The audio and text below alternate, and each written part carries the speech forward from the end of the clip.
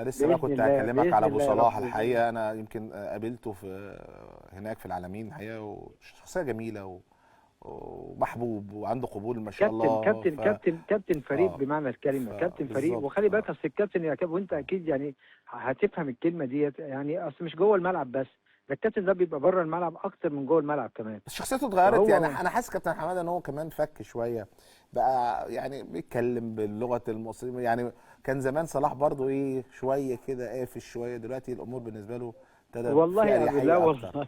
لا بحيث ان لا يعني خلاص والله. هو عارف انت برضو حقق مع بلده حاجات ممكن ما حدش حققها قبل كده، يعني فده برضو مخليه هم من على كتفه اتشال شويه.